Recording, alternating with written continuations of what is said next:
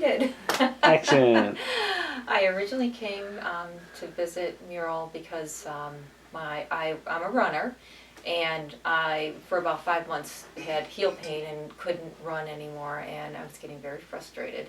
I tried to do everything I knew to do, and he's a last resort, I guess. But as I came in and he did an assessment and looked at some things that might be other things that might be going on with me that I didn't really notice because I had heel pain. That was all I cared about getting taken care of. But as he was working with me, he addressed a lot of other things that were going wrong. Once the heel started healing, I had other problems. I had some numbness, some pain in the leg, which he addressed and made a lot better.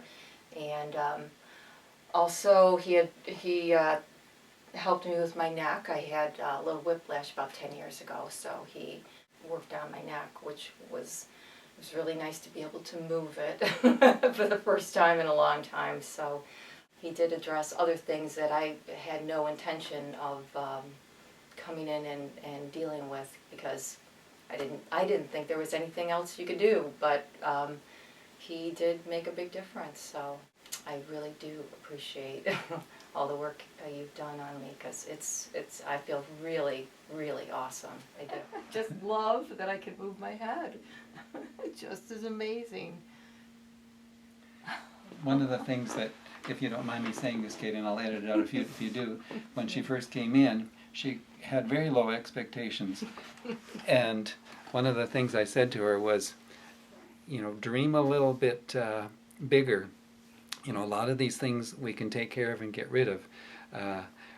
She would say things to me like, I want to get this foot fixed, but I have all these issues in my leg, but I know nothing can be done about that. And I'd say, well, just maybe upgrade your thinking a little bit and imagine that maybe it's possible, and let's see what we can do. Right? Yes. My neck is hurt for over 10 years from that car accident. I didn't even consider that could be dealt with, after all those years. I don't even think I told you about it, really. You didn't? No. No. Thought it just had to be that way, so it doesn't.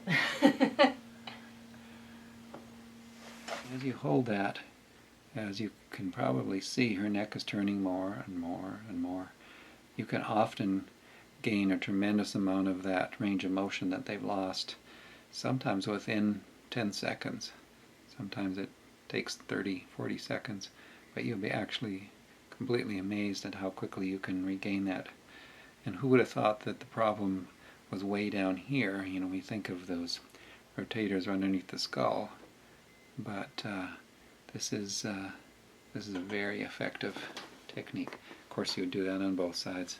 And then you need to re-educate those muscles. The next time I ask her to turn her head, she'll probably stop right where she stopped before.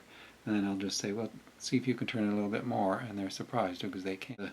The neurological system has kind of created a stop where they always stopped before. So you have to encourage them after they leave to bring that neck right through that range of motion that they now have, so that you re-educate those muscles. Turn her head to the left. Now she might be able to use quite a bit of pressure or very little. What I'm doing is holding that vertebrae so it can't follow her skull.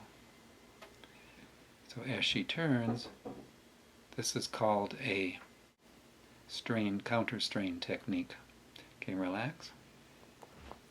Now I'll turn her, I'm going to keep my fingers in the same spot, turn her head a little bit to the left. Now turn your head to the left again, my fingers in the same position. I've got her head turned to the left a little bit, and she's doing the same counter-strain technique. Okay, relax.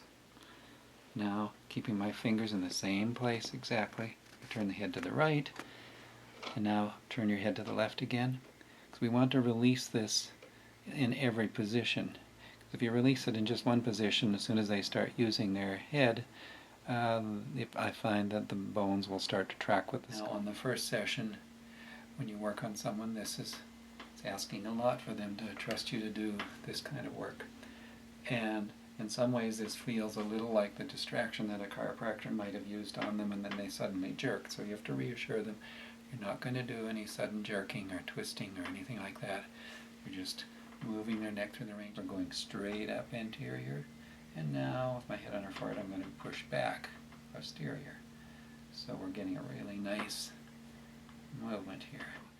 You'll find that the part of the tool that's going to slip into that OA joint is then at just about perfect angle. Obviously you can use your own judgment here. I have the patient with her chin tucked a little bit towards her chest, which is going to open up this OA joint. I have a muscle running from the spinous process of this vertebrae over to the transverse process of this vertebrae. Of course, it will cause the vertebrae to rotate. And so if you were running your fingers down the back and you saw the spinous processes all lined up and then suddenly they're all over to the right, it's because there's a erector muscle tight in there. Now when those go over, this little facet joint here gets a little extra pressure in it, and that sends a signal to the muscles telling them to splint the ear. Okay, so you can work through there. Then you can take the little tool and work right in between the spinous processes. There's little muscles, there's little ligaments, little tendons, and you see I can go right in between the vertebrae. Now we know that these spinous processes are coming out and heading a bit inferior. So I'm going to kind of slide in this direction, but of course whatever you feel in each spot. And you want to work through, on some people, each and every one of these little areas and work them through. I could go up one, and I can feel right through the tool. There's the area right there. Dr. Tervel in her book says that these little muscles will cause what people will call bone pain. Of course, to the best of my knowledge, bones have no pain receptors, so when the patient says bones hurt, it's not the bones that are hurting. But these little muscles in here will cause what will be interpreted as bone pain. Yeah, feels great. Good. Now, the difference between your patient getting better and just getting relief is usually how precise and how thorough you are. So the more information you have, the more you know, and the more you learn to apply it to the person, you can get tremendous results. Right, Kate? You're right on that one.